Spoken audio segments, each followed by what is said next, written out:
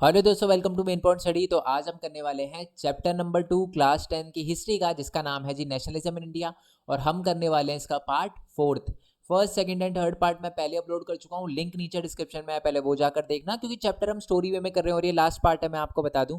ठीक है। और इसके बाद मैं एक और इसका लाइव सेशन रखूंगा, जिसके अंदर जितने भी आपके डाउट होंगे, सारे के सारे क्वेश्चन होंगे, उसका मैं आंसर करूंगा। मोस्ट इंपॉर्टेंट क्वेश्चन बताऊंगा जो इस चैप्टर से आएंगे ही आएंगे। और साथ में कुछ क्वेश्चन भी पूछूंगा आपसे, ताकि मेरे को पता चल जाए, विश्वास हो जाए कि हाँ बच्चों को समझ आ रहा है, अच्छे से क्लियर हो रहा है। और कोई भी चांस नहीं है कि वो एक नंबर का भी क्वेश्चन छोड़ के आए। तो मैं लाइव में क्वेश्चन भी पूछूंगा। ओके। और साथ में मैं बता दूं कि कुछ हिंदी मीडियम वाले बच्चे शायद ये वीडियो देख रहे हो, तो मैं बता दूं कि हिंदी मीडियम के लिए अलग से मैं हिंदी के नोट्स के साथ बिल्कुल सेम फॉर्मेट में वीडियो अपलोड कर दूंगा। कर दी होगी तो लिंक नीचे डिस्क्रिप्शन में आप चेक कर लेना। ठीक है। तो चलो जी, शुरू करते हैं अपना ये पार्ट। उससे पहले मैं बता दूं कि हमारे टेलीग्राम चैनल है, सीधा टेलीग्राम पे जाकर लिखोगे ना मेन पॉइंट स्टडी 10, तो आप टेलीग्राम चैनल पे आ जाओगे। 9200 से ज़्यादा बच्चे हैं वहाँ पर, 10,000 होने वाले हैं, तो आप भी आकर थोड़ा ज्वाइन करवाना। यहाँ पर मैं सारे के सारे जो इंपॉर्टेंट अपडेट होते हैं, आपके कुछ क्वेश्चन वगैरह पूछना होता है, पोल वगैरह रखवाना होता है, तो वो सारा का सारा हम यहीं पर करते हैं। और न्यू वीडियो की अपडेट भी आपको यहीं पर मिलती है। कुछ बच्चे नोट्स को लेकर भी थोड़ा परेशान होते हैं कि सर नोट्स का बता दो, जीबी लिंक है पुरानी वीडियो में। तो देखो, कुछ नहीं करना आपके लिए, सिंपल सॉल्यूशन ढूंढना है मैंने। गूगल पे जाके सीधा लिखना है मेन पॉइंट स्टडी, एंटर मारना है, आप वेबसाइट पे आ जाओगे। वेबसाइट से नोट्स आप डाउनलोड करो, पीडीएफ है, पीडीएफ डाउनलोड करो, प्रिंट करो, देख के लिखना है, लिखो, जैसे करना है करो। मेरे को कोई दिक्कत नहीं है, वो आप ही के लिए ही है। ठीक है। और वैसे तो मैंने अलग से पेमेंट का ऑप्शन दे रखा है वेबसाइट पे, आप अगर सपोर्ट करना चाहो फाइनेंशियली तो कर सकते हो। बट अगर फाइनेंशियली सपोर्ट नहीं भी कर सकते तो कोई बात नहीं है। ठीक है। बहुत सारे बच्चे ऐसे लिखते हैं कि सर हम आपको फाइनेंशियली सपोर्ट नहीं कर सकते, सॉरी। कोई बात नहीं, इसमें सॉरी कहने की कोई ज़रूरत नहीं है। देखो, आप वेबसाइट पे जाओगे, ठीक है, आपको ऐड वगैरह मिलेगी, आप ऐड पे क्लिक कर दो, 10 सेकंड रुक जाओ, वो भी इनडायरेक्टली सपोर्ट ही होगा। तो ऐसा टेंशन लेने की जरूरत नहीं है कि सर हम सपोर्ट नहीं कर पा रहे, कोई बात नहीं। ठीक है। आप अगर जो ऐड होगी इस पर क्लिक करोगे, वो इनडायरेक्टली सपोर्ट ही होगा। ओके।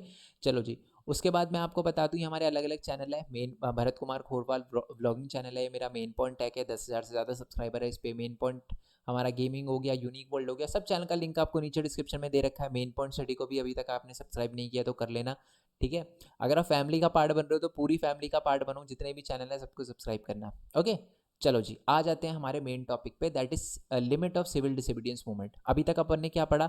अभी तक अपन ने पढ़ा है कि गांधी जी ने, लास्ट पार्ट में पढ़ा था कि सिविल डिसोबीडियंस मूवमेंट स्टार्ट किया था, है ना। गांधी जी ने वो, आपको पता है ना, सॉल्ट मार्च निकाला था, नमक जो सॉल्ट टैक्स था उसको तोड़ा था, सिविल डिसोबीडियंस मूवमेंट स्टार्ट हुआ था, बहुत सारे लोगों को जेल में डाला गया था, है ना। फिर गांधी जी ने कॉल्ड ऑफ कर लिया कि वॉयलेंस वगैरह हो रहा है। फिर गांधी जी जो सेकंड राउंड टेबल कॉन्फ्रेंस में गए वहाँ पर लंदन में, बातचीत नहीं हो पाई, वापस आए तो देखा यार यहाँ तो अलग ही सीन चल रहा है, दोबारा से कांग्रेस के बड़े बड़े लीडर को जेल में डाल दिया, कांग्रेस को इनलीगल घोषित कर दिया। इसी की वजह से गांधी जी ने दोबारा सिविल डिसोबीडियंस मूवमेंट लॉन्च किया, रीलॉन्च किया। पर उसमें इतना ज़्यादा मोमेंटम नहीं था, मोमेंटम हो चुका था अपना, तो ये सारी की सारी चीज़ें थी। अब हम देखेंगे कि limit of civil disobedience movement, यानी सिविल डिसोबीडियंस मूवमेंट में भी कुछ प्रॉब्लम थी, उसके बारे में हम देखेंगे। बहुत सारे लोगों ने सिविल डिसोबीडियंस मूवमेंट में पार्टिसिपेट नहीं करा। क्यों नहीं करा उसके बारे में भी पढ़ेंगे, और वो कौन थे जिन्होंने नहीं करा उसके बारे में पढ़ेंगे। बट पहले तो आपको याद होगा कि हमने, है ना, एक टॉपिक देखा था, how participant saw this movement. अलग अलग लोगों ने सीडीएम में पार्टिसिपेट करा। तो मैंने रिच फार्मर का बता दिया था, पुअर पीजेंट का, बिजनेस क्लास का, इंडस्ट्रियल वर्किंग क्लास का, वुमेन्स का भी बता दिया था। बट लिखे हुए फॉर्मेट में नहीं बताया था, तो ये रिटर्न फॉर्मेट है। आप ये, क्योंकि छोड़ा था तो मैं नहीं चाहता कुछ भी छोड़ूं, तो इसलिए मैंने आपके लिए लिख दिया, थोड़ा बता देता हूँ।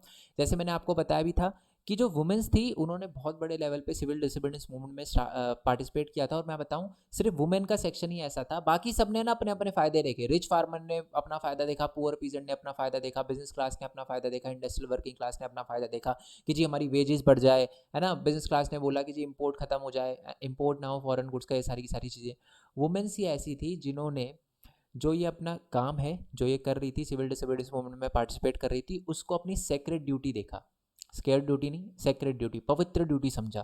ठीक है। बिना स्वार्थ के इन्होंने इस सिविल डिसोबीडियंस मूवमेंट में पार्टिसिपेट करा था, बट कोई फायदा नहीं हो पाया। ठीक है। बेसिकली ये बस इतना चाहती थी कि इनकी जो कंडीशन है ना वो थोड़ी अपलिफ्ट हो जाए, इनका स्टेटस अपलिफ्ट हो जाए। ठीक है। क्योंकि कांग्रेस है ना बहुत समय तक, है ना, वुमेन्स को अथॉरिटी या पावर नहीं दे रही थी, पोजीशन नहीं दे रही थी कांग्रेस के अंदर बड़े बड़े पोस्ट पे। तो ये थोड़ा सा वो चाहती थी, इतना तो बनता ही है यार। कम से कम बेसिक राइट तो मांग ही सकता है कोई, है ना। तो थोड़ा सा पढ़ लेते हैं। गांधी जी जो थे, जब उन्होंने सॉल्ट मार्च निकाला था तो बहुत सारी वुमेन्स बाहर आई घरों से, उन्होंने गांधी जी को सुनने के लिए वो बेसिकली बाहर आई थी।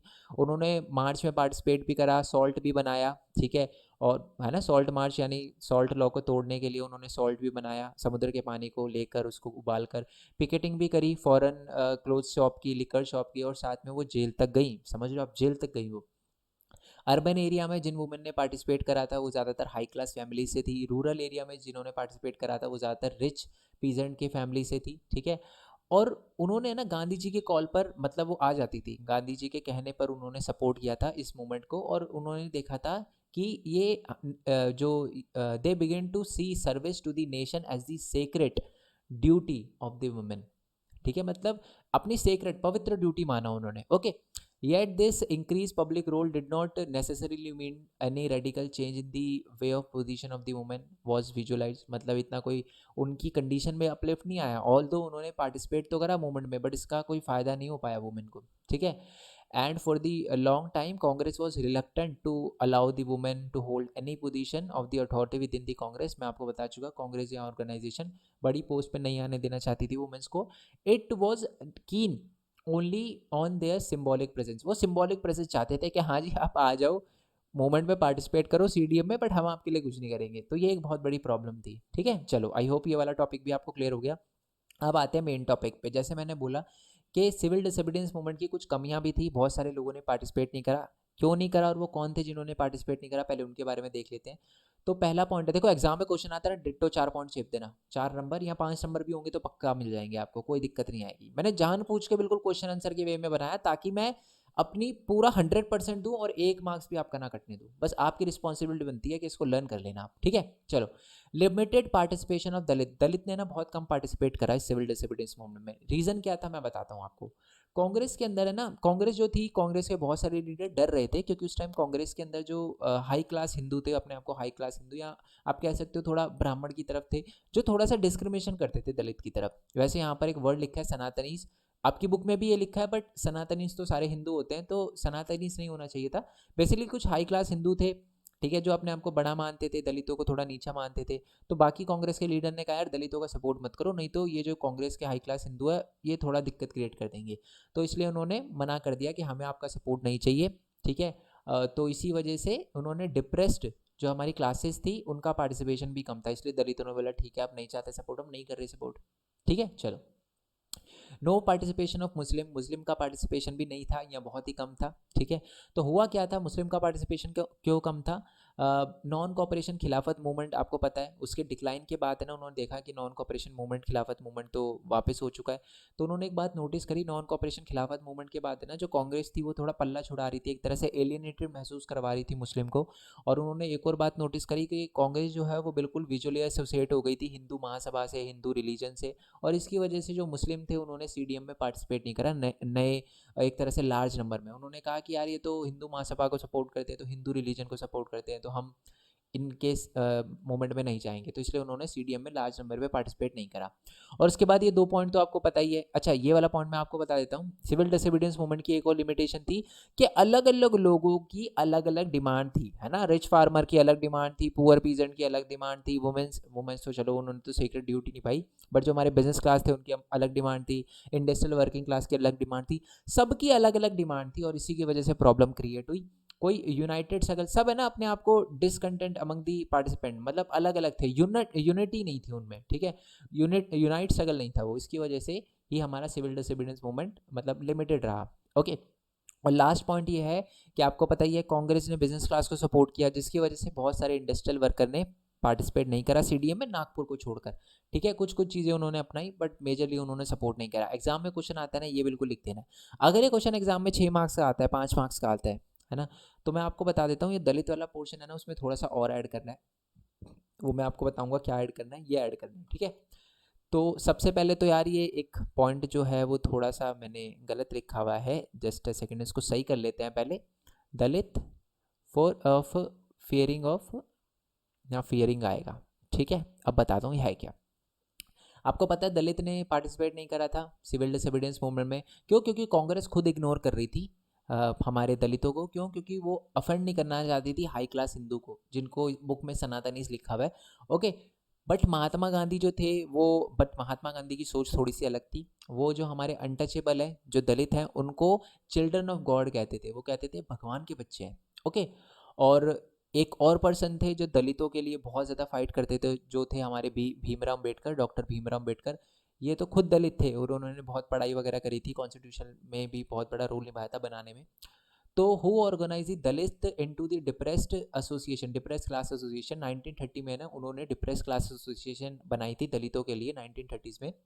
और अब हुआ क्या कि अब देखो, याद होगा आपको, सेकंड राउंड टेबल में गांधी जी गए थे कहाँ पर, लंदन गए थे। तो वो है ना सामने की तरफ देखते हैं कि बी आर अम्बेडकर जी बैठे होते हैं, और बी आर अम्बेडकर जी उनके सामने ये डिमांड रखते हैं कि सेपरेट इलेक्ट्रोड्स होना चाहिए दलितों के लिए। अब ये सेपरेट इलेक्ट्रोड्स क्या है जी, ये क्या भला है? देखो, जैसे कि आज होता है, आज से ये बात कैसे लगे मैं समझाता हूँ। पहले आज क्या होता है, आज भी ऐसा होता है कि मान लो किसी एरिया में अगर दलित ज़्यादा रहते हैं तो, या एसटी ज़्यादा या एससी ज़्यादा रहते हैं, तो उन्हीं का जो कैंडिडेट है, कैंडिडेट जो होगा, या तो वो एससी से होगा या एसटी से होगा, ठीक है। बट वोट सारे डालेंगे, ठीक है। वोट जो होता है वो ऑल होता है, सारे वोट डालेंगे, ठीक है। बट बी आर अम्बेडकर जो थे हमारे, डॉक्टर भीमराव अम्बेडकर, उन्होंने अब सेपरेट इलेक्ट्रोड्स का मतलब क्या है? सेपरेट इलेक्ट्रोड्स उन्होंने ये कहा कि अगर किसी एरिया में दलित ज़्यादा रहते हैं तो दलित को ही, मतलब 90% मान लो अगर दलित रहते हैं तो दलित को ही कैंडिडेट, मतलब खड़े होने की आज़ादी है इलेक्शन में, जो कि ठीक है, कोई दिक्कत नहीं है, किसी को कोई दिक्कत नहीं थी। बट उन्होंने बोला, बी आर अम्बेडकर जी ने, कि वोटिंग भी जो है वो सिर्फ दलित देंगे। तो ये तो गलत लगा। तो भीम, जो हमारे महात्मा गांधी थे, उन्होंने बोला यार ये तो गलत है, ये तो नहीं होना चाहिए, ठीक है। चलो आप, दलित ही खड़ा होगा, ये बात तो सही है, क्योंकि दलितों के साथ बहुत बुरा हो रहा है, ठीक है, उनको खड़ा होना चाहिए, कोई दिक्कत नहीं, इलेक्शन में उनके लिए कर देंगे। बट ये बोल रहे हो कि जो बाकी है वो तो वोट ही ना दे, ये तो गलत है ना। तो इसके लिए गांधी जी ने कर दिया जी फास्ट। उन्होंने बोला मैं तब तक फास्ट नहीं छोड़ूंगा जब तक ये अपनी डिमांड वापस ना ले ले, बी आर अम्बेडकर। तो उन्होंने बेसिकली, उनका ये कहना था कि अगर ये सेपरेट इलेक्ट्रोड्स होता है ना, तो इससे दलितों को ही नुकसान होगा। जो process of integration into society है ना, वो कभी नहीं कर पाएंगे, सोसाइटी के अंदर कभी मिल नहीं पाएंगे दलित। ओके, और अल्टीमेटली क्या होता है, जो अंबेडकर जी है उनकी बात मान लेता है गांधी जी की, ठीक है, उनकी पोजीशन समझने की कोशिश करते हैं। और अंबेडकर जी भी थोड़ा पीछे की तरफ हटते हैं, गांधी जी भी थोड़ा पीछे की तरफ हटते हैं, और आता है जी पूना पैक्ट ऑफ 1932, ठीक है। इसमें यह बोला जाता है कि अगर किसी एरिया में दलित ज़्यादा है, ठीक है, तो दलित का ही कैंडिडेट खड़ा होगा, बट वोटिंग राइट सबको होगा। सेपरेट इलेक्ट्रोड्स में वोटिंग राइट जो था वो सिर्फ दलितों का था, बट जो हमारे Poona pact of September of 1932 था, उसमें बोला गया कि वोटिंग राइट सबको होगा। गांधी जी भी खुश, बी आर अम्बेडकर जी भी खुश, ठीक है। बट फिर भी मैं आपको बता दूं, जो बहुत सारे दलित थे उन्होंने फिर भी कांग्रेस के बहुत सारे मूवमेंट को पार्टिसिपेट नहीं करा, क्योंकि वो डिस्क्रिमिनेशन तो उस टाइम फिर भी चल ही रहा था, है ना। तो ये सारा का सारा है। अब थोड़ा था मुस्लिम का पार्टिसिपेशन, जो मैं आपको बता चुका हूँ मुस्लिम ने पार्टिसिपेट क्यों नहीं करा। बट एक पर्सन है जिनका नाम है मोहम्मद अली जिन्ना, नाम बहुत सुना होगा। ये पर्सन ही है जिसकी वजह से पाकिस्तान क्रिएट हुआ था, इंडिया के दो टुकड़े हुए थे, ठीक है। तो ये एक मुस्लिम लीग का लीडर था, ठीक है, और इसने बोला था, ये भी सेपरेट इलेक्ट्रोड्स मांग रहा था। बी आर अम्बेडकर जो थे उन्होंने सेपरेट इलेक्ट्रोड्स मांगे दलितों के लिए। इन्होंने बोला कि धर्म के नाम पे सेपरेट इलेक्ट्रोड्स दो, जो कि बहुत सारे लोगों को गलत लगा कि धर्म के नाम पे सेपरेट इलेक्ट्रोड्स, ये तो बहुत बुरी बात है, ऐसे थोड़ी ना होता है। तो बट फिर उन्होंने बोला कि चलो मैं सेपरेट इलेक्ट्रोड्स नहीं मांग रहा, मेरे को आप एक काम करो, रिप्रेजेंटेशन दे दो, जैसे रिजर्व कॉन्स्टिट्यूंसी वाला सीन दे दो, ठीक है। बट बहुत सारे लोगों ने फिर भी बोला यार, रिलीजन के नाम पे रिजर्व कॉन्स्टिट्यूंसी भी एक सही ऑप्शन नहीं होगा, ठीक है, क्योंकि बहुत सारी रिलीजन है ऐसे, तो बहुत दिक्कत हो जाएगी, है ना। कि किसी एरिया में अगर मुस्लिम ज़्यादा हैं तो वो खड़े होंगे, ये रिजर्व कॉन्स्टिट्यूंसी वाला सीन है ना, बहुत सारे लोगों को पसंद नहीं आया, ठीक है। और वो सोच रहे थे कि यार लोग मान जाएंगे, बट लोग नहीं माने। एंड में जब एक ऑल पार्टी कॉन्फ्रेंस होती है 1928 में, फिर उनको फाइनली पता चल जाता है कि भाई अब तो ये हमारी डिमांड जो है वो पूरी नहीं हो जाएगी, नहीं हो पाएगी, ठीक है। क्योंकि बेसिकली रिलीजन के अकॉर्डिंग मांग रहे थे कि रिलीजन के अकॉर्डिंग हमें रिजर्व कॉन्स्टिट्यूंसी दे दो। कुछ लोगों को पसंद नहीं आया कि रिलीजन के नहीं, रिलीजन के अंदर किसी के साथ डिस्क्रिमिनेशन होता है तो उसके हिसाब से सही रहता है रिजर्व कॉन्स्टिट्यूंसी, बट ऐसे पर्टिकुलर रिलीजन के बेसिस पे देना बहुत सारे लोगों को सही नहीं लगा। ओके, अब आते हैं जी, और इसी वजह से फिर उन्होंने पाकिस्तान बना दिया, देखो फिर। अब आते हैं जी मेन टॉपिक पे, लास्ट टॉपिक की बात करते हैं, बुक का लास्ट टॉपिक, और सबसे ज़्यादा मेन टॉपिक है, और सबसे ज़्यादा क्वेश्चन भी इसमें से पूछे जाते हैं, मैं आपको बता दूं। The sense of collective belonging. देखो बात ऐसी है, इतना तो अपने को पता चल चुका है, उस टाइम तो पाकिस्तान भी इंडिया के अंदर था, बांग्लादेश भी था इंडिया के अंदर, तो अलग अलग धर्म के लोग थे, अलग अलग जाति के लोग थे, अलग अलग लैंग्वेज के लोग थे, अलग अलग कल्चर के लोग थे, कुछ जंगलों में फॉरेस्ट में रहते थे, कुछ अर्बन एरिया में रहते थे, कुछ गांव में रहते थे, सब लोग अलग अलग थे और सब जो थे वो अलग अलग मूवमेंट वगैरह कर रहे थे। ठीक है, कोई चीज़ तो कॉमन होनी चाहिए थी उनमें ताकि वो सारे के सारे साथ आ पाए। ठीक है, तो इसीलिए ये टॉपिक यही है, the sense of collective belonging. सारे के सारे जो लोग थे, सारे के सारे इंडियन थे, उनमें एक कलेक्टिव चीज़ जगाने के लिए। देखो, जब आप खुद नोटिस करो, जब आप बाहर जाते हो किसी कंट्री में, ठीक है, और आपको आप बिल्कुल जो आप लैंग्वेज बोलते हो वही वो लैंग्वेज बोल रहे हो, तो आपको थोड़ा अपनापन सा लगता है ना। ठीक है, बट इंडिया में उस टाइम ऐसा थोड़ा कम था क्योंकि अलग अलग लैंग्वेज थी सबकी। ठीक है, सबका अलग अलग कल्चर था। तो लोगों ने सोचा यार कुछ ना कुछ तो करना पड़ेगा जिससे लोग साथ आएं, जिससे सारे के सारे लोग वो खुश हो पाएं। जैसे मैं आपको एक एग्जांपल देता हूँ, नेशनल एंथम है, ठीक है, क्या वो किसी पर्टिकुलर रिलीजन का है, क्या किसी कल्चर का है, क्या किसी लैंग्वेज का है, कि बोल दे नहीं मेरी लैंग्वेज का ये नेशनल एंथम और कोई नहीं गा, ऐसा तो नहीं है ना, पूरे इंडिया का है। तो ऐसे ही कुछ कलेक्टिव चीज़ें लाई गई ताकि लोगों में सेंस ऑफ कलेक्टिव बिलोंगिंग लाई जा सके, और कोई ये ना बोले यार मेरा पार्टिसिपेशन नहीं है इसमें, मेरे लिए कुछ नहीं है, तो ऐसा ना हो। तो इसी के लिए लोगों में एक सेंस क्रिएट करी गई ताकि ये बताया जा सके हम सारे के सारे सेहत है, सब साथ हैं, और सारे के सारे लोगों को साथ में लाने की कोशिश करी गई। कैसे करी गई वो मैं आपको बताऊंगा। 4 चीज़ों से करी गई। द इमेज ऑफ भारत माता, revival of Indian folklores, icon and symbol, representation, री इंटरप्रिटेशन ऑफ हिस्ट्री, उसके बारे में हम देखेंगे। बट पहले तो मैं आपको, हाँ, ये बता देता हूँ, अगर एग्जाम में क्वेश्चन आता है तो ये भी डिट्टो लिखना है। ठीक है, मैंने पूरा इंतजाम कर रखा है कि जी ये आंसर लिखना है आपको। तो सबसे पहले तो आपको एक इंट्रोडक्टरी लाइन में लिखना है कि sense of collective belonging came partially through the experience of United struggle. United, अगर हम साथ में मिलकर स्ट्रगल करते हैं तो सेंस ऑफ कलेक्टिव बिलोंगिंग तो आती है, हम साथ हैं साथ हैं। बट फिर भी, but there were also a variety of cultural processes through which the nationalism capture people's imagination. But कुछ ऐसी भी चीज़ें हैं जिससे हम लोगों की दिमाग में नेशनलिज्म की एक कलेक्टिव सोच क्रिएट कर सकते हैं। समझ आया ना आपको? दोबारा से बता दूं, थोड़ा सा सुन लो। हम सारे के सारे अलग अलग थे, ठीक है, सब लोगों को साथ में लाने के लिए कुछ कॉमन चीजें ढूंढने की कोशिश करी गई। ये कैसे यार, ये हिंदू है, मुस्लिम है, सिख है, ईसाई है, जैन है, पारसी है, हिंदी है, बंगाली है, ये उर्दू बोलता है, ये है, अलग अलग, सबको साथ में लाने के लिए क्या किया जाए। तो ये सोचा गया उस टाइम। ठीक है, एक तो हम यूनाइटेड स्ट्रगल कर रहे थे, चलो ये तो अच्छी बात है, बट कुछ और चीज़ें भी, कुछ और कल्चरल प्रोसेस भी इंक्लूड करी गई ताकि सब लोगों को साथ मिलाया जा सके। क्या क्या किया देखो, सबसे पहले तो दी में जो भारत माता क्रिएट करी गई, मैं समझाता हूँ। देखो, भारत माता किसकी है? हिंदू की है, मुस्लिम की है, सिख की है, ईसाई की है, क्रिश्चियन की है, किसकी है? किसी की भी नहीं है, सबकी है। ऑल ओवर इंडिया सबकी है। हिंदी स्पीकिंग की है, बंगाली स्पीकिंग की है, उर्दू स्पीकिंग की है, कन्नड़ स्पीकिंग की है, अपना तमिल स्पीकिंग की है, सबकी है। गुजराती स्पीकिंग, मराठी स्पीकिंग, सबकी है। तो ये कॉमन एक तरीका ढूंढा गया था ताकि सारों को साथ में लाया जा सके। आई होप ये वाला पॉइंट अब आपको क्लियर हो रहा है ना थोड़ा बहुत। सेंस ऑफ कलेक्टिव बिलोंगिंग का मतलब है कि कैसे सबको साथ में लाया जाए, उसका इंतजाम किया गया था the sense of collective belonging में। तो पहला है, इमेज ऑफ भारत माता क्रिएट करी गई थी।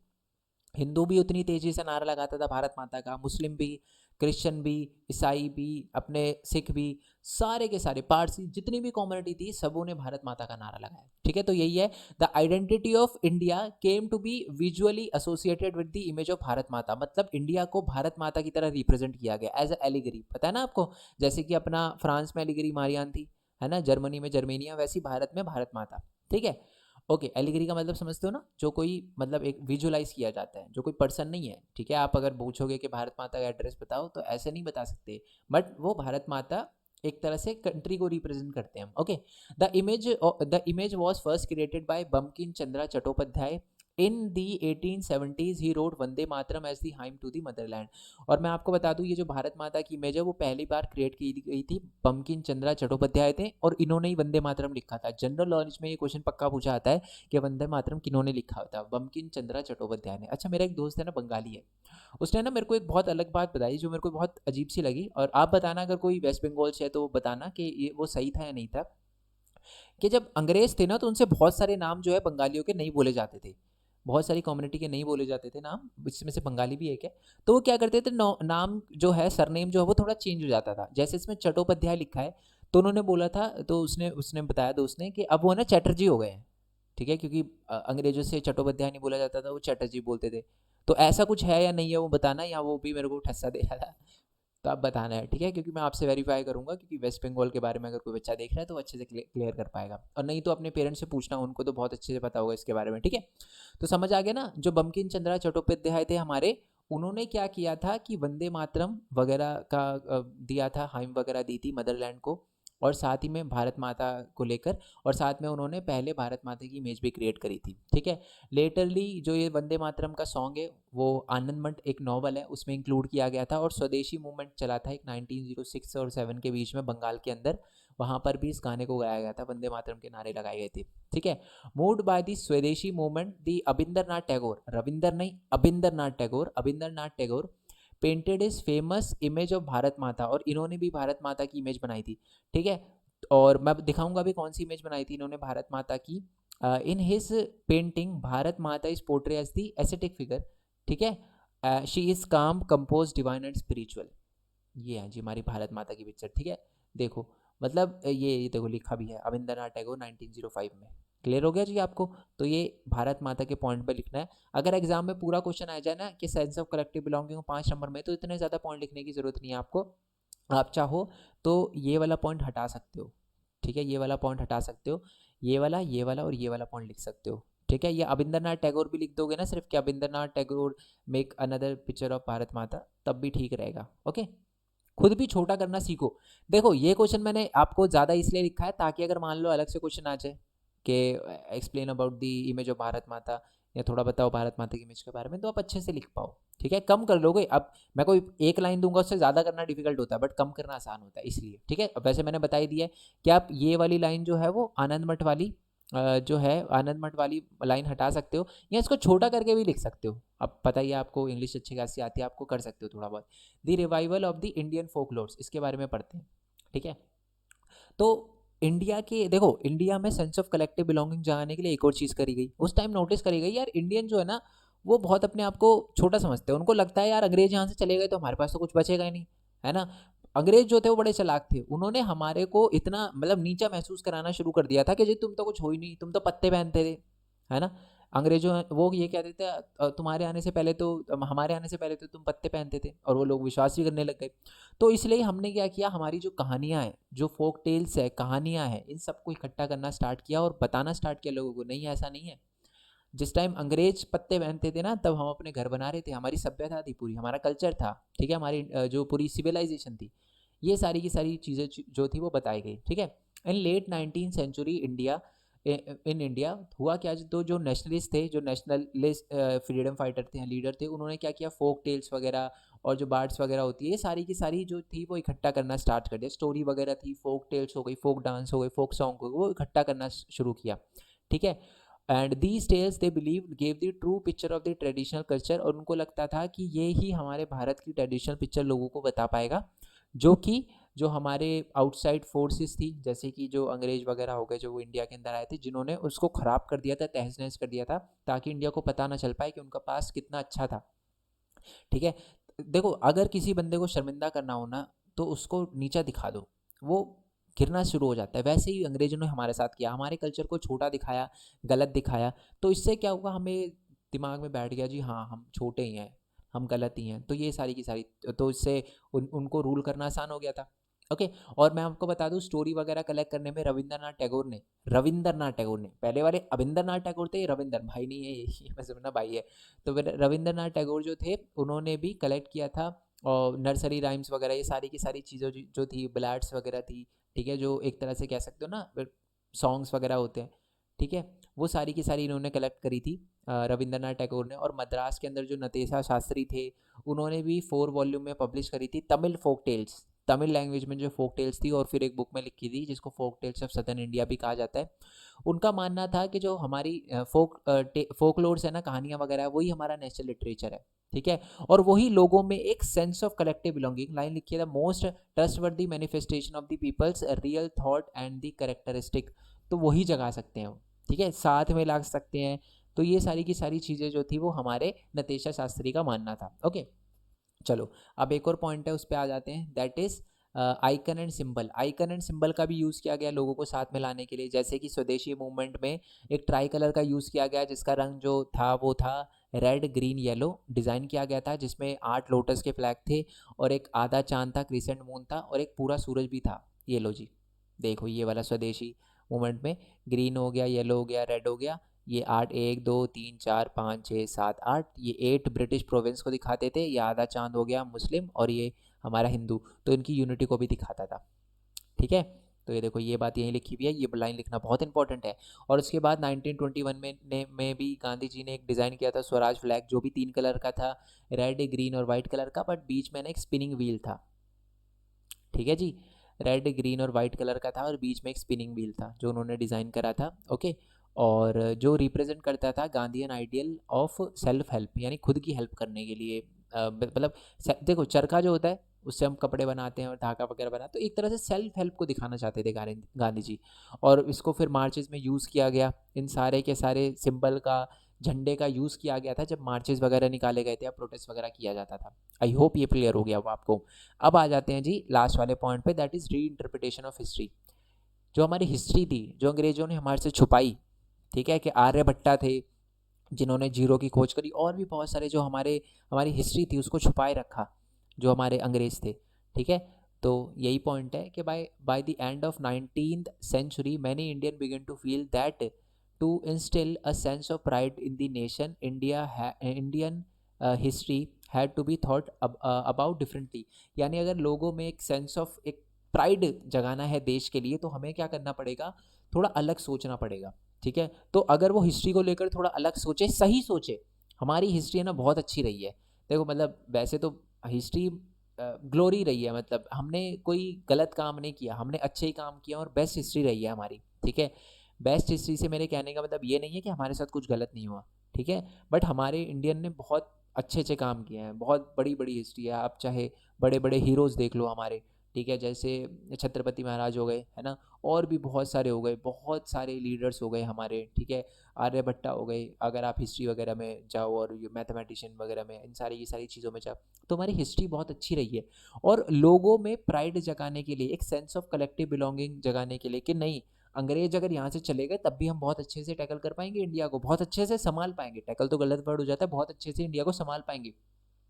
क्योंकि बहुत सारे जो इंडियन थे ना वो उस टाइम सपोर्ट नहीं कर रहे थे इन मूवमेंट को। पता है रीज़न क्या था, उनको लग रहा था अंग्रेज चले गए ना तो दिक्कत हो जाएगी हमारे लिए, समझ रहे हो, कोई कोई संभालने वाला नहीं होगा इंडिया को, ऐसा सोचते थे बहुत सारे इंडियन। तो उनको उनके अंदर सेंस ऑफ कलेक्टिव बिलोंगिंग, देश के लिए प्यार, एक प्राइड, ठीक है, ये जगाने के लिए सारी की सारी चीज़ें करी जा रही थी और हिस्ट्री को भी दोबारा लिखा गया। Indian began to looking into the past discovery of Indian great achievement, यानी इंडियन ने जो ग्रेट अचीवमेंट करी थी उसको दिखाना स्टार्ट किया, जो पास्ट डिस्कवरी करी थी वो सारी की सारी चीज़ों को दिखाना स्टार्ट किया। They wrote about the glorious development in the ancient time, जो हमने ग्लोरियस डेवलपमेंट करी थी एंशियंट टाइम में, हमारा आर्ट, हमारा architecture, Indus valley civilisation, Harappa, Mohenjodaro, और भी बहुत सारी सिविलाइजेशन जो थी हमारी, उन सब के बारे में पढ़ाना शुरू किया, बताना शुरू किया। Science, mathematics, religion, culture, law, philosophy, craft, trade, इन सब को जो उस टाइम फ्लोरिश थी उन सब के बारे में बताना शुरू किया। ठीक है जी, आई होप ये आपको पता चल गया हो। अब एक बार है ना मैं आपको बुक दिखा देता हूँ, जस्ट अ सेकेंड, एक छोटी सी चीज़ है वो भी बता देता हूँ मैं आपको। ठीक है, जस्ट अ सेकेंड, ये हम बुक की पीडीएफ, ओके जी, ठीक है। तो अच्छा, इनसे ही नाम याद आया मेरे को, हमारे जो आपको पता है ना एक बुक के अंदर से अलग से भी क्वेश्चन पूछा जा सकता है कि लाल बाल पाल। ठीक है, अगर आपको 1 मार्क्स में क्वेश्चन आता है तो सबसे पहले तो बाल का मतलब मैं लिख देता हूँ यहीं पर, आई होप ये, हाँ ठीक है। एक तो थे हमारे लाल, ठीक है, एक थे हमारे बाल और एक थे पाल। तो लाल तो हो गए जी हमारे लाल, सॉरी बाल है ये, ठीक है, लाल से हो गया लाला लाजपत राय, ठीक है, लाला लाजपत राय हो गया। बाल से बाल गंगाधर तिलक, जिनकी पिक्चर बना रखी है, बेसिकली ये वाली पिक्चर जो है वो हमारे बाल गंगाधर तिलक की, ये कट भी नहीं रहा, अच्छा ये तो है, ये इससे होगा, ठीक है, चलो। तो बाल गंगाधर के तिलक जो, पहले तो लाला लाजपत राय हो गए, बाल गंगाधर तिलक हो गए, और उसके पाल जो थे वो विपिन चंद्र पाल थे, ठीक है, विपिन चंद्र पाल थे हमारे। तो लाल बाल पाल हो गए, इसके बारे में क्वेश्चन आपसे पूछा जा सकता है। थोड़ा सा नीचे आ जाते हैं आप, जस्ट अ सेकेंड, हाँ जी, तो ये भारत माता की इमेज आपको दिख रही है, ओके, और पेंटिंग वगैरह है जो रिप्रेजेंट करती है, ये जवाहरलाल नेहरू का पॉपुलर प्रिंट। बाकी मैं पिक्चर बेस्ड क्वेश्चन भी अलग से बता दूंगा, मेरे को कोई दिक्कत नहीं है। मेन मेरा मोटिव पता है क्या इस पिक्चर को दिखाने का, ये इसमें ये देखो, ये भी एक तरह से प्रेरणा लेकर, रविंद्रनाथ टैगोर की पिक्चर से प्रेरणा लेकर ही दिखाया गया है भारत माता को त्रिशूल के साथ, यानी ट्राइडेंट जिनको कहा जाता है, त्रिशूल ट्राइडेंट होता है ना, ट्राइडेंट जो था लॉयन और एलिफेंट के साथ, जो कि पावर को भी और अथॉरिटी को भी रिप्रेजेंट करता है। बेसिकली इसको दिखाने का मोटिव ये था, क्विट इंडिया मूवमेंट, ठीक है। तो क्विट इंडिया मूवमेंट जो था उसके बारे में आपको याद रखना है। अब हुआ क्या था कि बेसिकली है ना, आपको पता है जो ब्रिटिश थी पूरा सेकेंड वर्ल्ड वॉर में थी, इंगेज थी, ठीक है। क्रिस्प मिशन भी हमारा पूरा तरीके से फेल हो चुका था, है ना। तो ये लिखा था failure of the Cripps mission and the effect of the second world war, wide spread discontentment in India, ठीक है। तो प्रॉब्लम चल रही थी इंडिया के अंदर, और अब जो हमारे इंडियन थे वो पूरी तरीके से, इंक्लूडिंग गांधी जी, चाहते थे अब जी पूरा रफा दफा हो जाए। इसके लिए क्विट इंडिया मूवमेंट स्टार्ट किया गया था। 14 जुलाई 1942 को एक मीटिंग वगैरह हुई थी, और 8 अगस्त 1942 को बॉम्बे के अंदर basically all India Congress committee में बोल दिया गया था कि जी क्विट इंडिया को सपोर्ट करो। क्विट इंडिया मूवमेंट को सपोर्ट किया बहुत बड़े लेवल पे, और बहुत अलग अलग लोगों ने, ठीक है, अलग अलग लीडर्स हैं, जैसे जयप्रकाश नारायण हो गए, इनका नाम अगर आप 11th-12th में पोल साइंस पढ़ोगे तो बहुत आएगा। अरुणा अली हफज, ये दिल्ली के अंदर एक रोड भी है, ठीक है। और हमारे राम मनोहर लोहिया हो गए, और भी बहुत सारी वुमेंस ने भी, ठीक है, माता गिनी हजरा हो गई बंगाल के अंदर, कर्नाटका बरुआ में, बहुत सारे अलग अलग लीडर्स ने, बहुत सारे लोगों ने पार्टिसिपेट करा था क्विट इंडिया मूवमेंट में। और फिर अंग्रेज जो हैं रफा दफा हो गए, फिर कल्टी हो गए। कब हुआ था ये स्टार्ट हमारा? 1942 में, ठीक है। आई होप ये पूरा का पूरा चैप्टर आपको बहुत ही ज़्यादा अच्छे से क्लियर हो गया हो। अगर अभी भी इस टॉपिक के अंदर, चैप्टर के अंदर कोई डाउट हो तो नीचे क्वेश्चन पूछ लेना मेरे से, ठीक है। मैं वो सारे के सारे क्वेश्चन जो हैं वो लाइव क्लासेस में इंक्लूड कर लूँगा, ठीक है। वैसे तो आप लाइव क्लासेस में मेरे से डायरेक्टली भी पूछ सकते हो, कोई दिक्कत नहीं है। मैं कमेंट से ही लूँगा सारे के सारे क्वेश्चन, जो भी मैसेज होंगे लाइव वाले आपसे तभी करूँगा। बट अगर आप लिख दोगे तो ज़्यादा आसान रहेगा। अगर हो सके तो मैं उसका आंसर आपके लिए लेकर आ जाऊँगा कि हाँ जी ये आंसर लिख देना आपको, ठीक है। बाकी ऐसी कोई दिक्कत नहीं है, लाइव में आप पूछ लेना, कोई बात नहीं, ठीक है। और इंपॉर्टेंट क्वेश्चन वगैरह भी बता दूंगा। बाकी मिलते हैं नेक्स्ट वीडियो में। आई होप आपको ये वीडियो अच्छी लगी और चैप्टर बहुत अच्छे से क्लियर हो, और बाकी चैप्टर भी मैं जल्दी जल्दी अपलोड कर दूंगा। ओके, आपने जितना मेन पॉइंट स्टडी को सपोर्ट किया उसके लिए तहे दिल से थैंक यू। जिन्होंने सब्सक्राइब किया उनको भी थैंक यू, जिन्होंने नहीं करा कोई बात नहीं, मैं ट्राई करूँगा और अच्छा करने की कोशिश करूँ ताकि आप सब्सक्राइब करो चैनल को, ठीक है। बाकी हमारे जो डिफरेंट डिफरेंट चैनल है उनको भी आप चेकआउट वगैरह कर सकते हो। एंड नोट्स के लिए बता ही चुका हूँ, आप वेबसाइट पर जा सकते हो मेन पॉइंट स्टडी की, और साथ ही में मेन पॉइंट स्टडी के टेलीग्राम चैनल को भी ज्वाइन कर सकते हो। बाकी मिलते हैं नेक्स्ट वीडियो में, तब तक के लिए थैंक यू सो मच। जय हिंद, जय भारत, वंदे मातरम। Thanks for your support, bye bye. अच्छा, मैंने जय हिंद जय भारत वंदे मातरम क्यों बोला? क्योंकि ये भी एक कलेक्टिव बिलोंगिंग है। शायद आप देख रहे हो, आप तमिलनाडु से हो सकते हो, आप गुजरात से हो सकते हो, बंगाल से हो सकते हो, आप यूपी से हो सकते हो, पंजाब से हो सकते हो। शायद मेरी ये मतलब आपकी जो मेन लैंग्वेज है वो हिंदी ना हो, ठीक है। बट एटलीस्ट ये जो 3 वर्ड थे, जय हिंद जय भारत वंदे मातरम, वो तो हमारे में कम से कम एक कलेक्टिव बिलोंगिंग क्रिएट करेगा, ठीक है। बाकी मिलते हैं नेक्स्ट वीडियो में, बाय बाय।